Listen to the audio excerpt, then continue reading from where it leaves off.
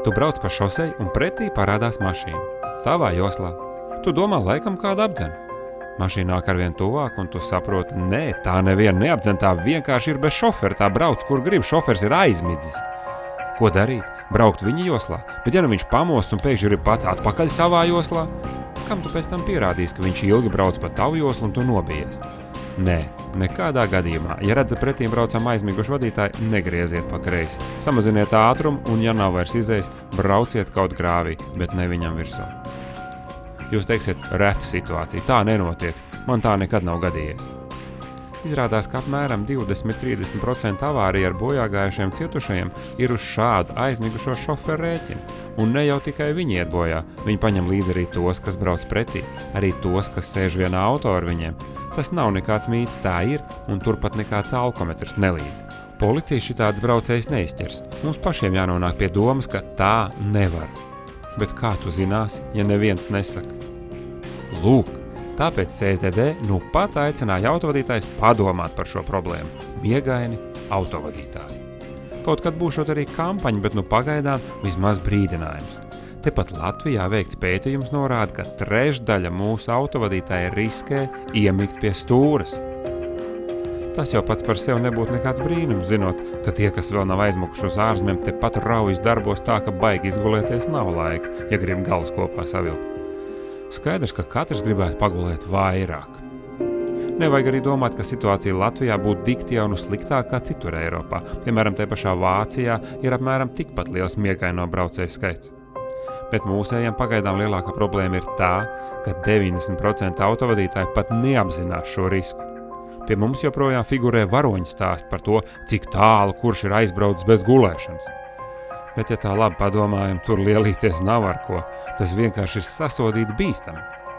CSDD apkopotā informācija par negadījumiem ar bojāgājušiem liek domāt, ka avārijās, kur nezinām iemeslu dēļ viens auto ir nobraucis no ceļa un gājuši bojā cilvēki, visdrīzāk vainojums ir vadītāja nogurums un iemikšana.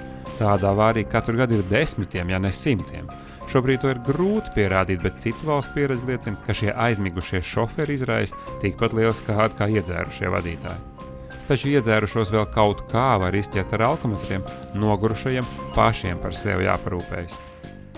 Cilvēks izrādās tajā saucamajā sekundes miegā var iemigt arī uz pavisam īsu laiku, uz dažām sekundēm, uz 5, 10, 15 sekundēm. Un problemātiski vēl ir tas, ka parasti viņi nepamana šo iemikšanas brīdi. Viņi pamana, ka viņi ir pamodušies un nobīstās pēc tam, bet iemikšanas brīdi kā likums nepamana. Neviens jau negrib aizmigt pie stūres un domā, ka rakstura stingrība pietiks, lai tā nenotiktu. Bet tā nav. Cilvēks pat nepamana, kad jau ir piemidzis. Labi, ja viņš pamana brīdi, kad pamostas, bet tādi jau viņa auto var atrasties velns zin kur. Ko darīt, lai tā nenotiktu? Ir dzirdēts visādas metodas. Uzgriezt skaļāk mūziku, atvērt logu un sēdēt augstumā, ēst košļeni. Līdz pat tādai visai ekstrēmai metodei kā spalvu raušana no deguna. Bet tas viss ir bleķis. Speciālists saka, ka vienīgā drošā metode, kā tikt uz priekšu, ir šāda. Pirmais droši vien ir profilaktiskais darbs, proti, ja tu sēdies pie stūres, tev ir jāpadomā ne tikai par to, ka tu neesi dzēris, ne tikai par to, ka tu esi piesprādzējis, bet ir jāpadomā arī par to, ka tu varbūt esi pietiekami izgulējies. Un varbūt kādā vakarā, ja tev nākošā dienā ir kārtīgi jābrauc, ir jāatsakās no kādas vēlas televīzijas pārraides un jāiet vienkārši gulēt un jāatpūšās. Kā rīkoties? Nu, es jūtu, ka man tagad braucot nāk miegs. Ko man darīt un cik ilgi? Tātad likt mašīnu malā, nevilkt līdz 10 vai 20 km attālajiem miestiņam, benzīna tankam vai tam līdzīgi. Jārīkojas ir tūlīt. Pirmā puslīdz piemērotā vieta jāatrod, jāaptur mašīna un jāuzliek droši vien mobilā telefona modinātājs. Tad cilvēks var droši iet gulēt un zinās, ka viņš nenogulēs ilgāk. Svarīgi nenogulēt ilgāk, jo tad sāksies tā saucamā dziļā miega fāzes un būs nevis mundrums, bet būs pilnīgi otrādi. Miegainība palielināta un būs ļoti grūti atsākt braukt. Pēc 15 minūtēm, 20 minūtēm maksimāli modinātājs zvanīs, celties augšā, izkustēties nedaudz ārpus mašīnas un varētu braukt tālāk. Tātad paguļam, neilgāk kā 20 minūtes un braucam tālāk. Tam vajadzētu līdzēt vismaz kādu laiku. Taču izrādās ir vēl kāda problēma. Esot arī tāda pavisam oficiāla slimība, kad cilvēkam visu laiku nedaudz nāk miegs. Cilvēks iemieg, kad tik vien iespējams. Mājās pie televizora, darbā sapulcē vai, piemēram, pie stūres. Izrādās šādu cilvēku ar miega apnoju ir diezgan daudz – 3 līdz 9%. Cilvēks pats var pieķert. Ja? Tātad ir, speciālistam īstenībā tādu smagu formu ir pat diezgan viegli atpazīt, ja? Jo ir diezgan raksturīgs gan fiziskie parametri, ja, šiem pacientiem vairumā gadījumu, nevienmēr, gan arī raksturīgi kliniskie simptomi, ja? Tad, teiksim, saslimšanas, ja, kas ir raksturīgs. Tātad, tās ir parasti ir asinsspiediens, ir zināms, kad cilvēks ir krācējis, vai ne? Un bieži vien ir kāds liecinieks, kas saka, ka viņš arī naktī neelpo.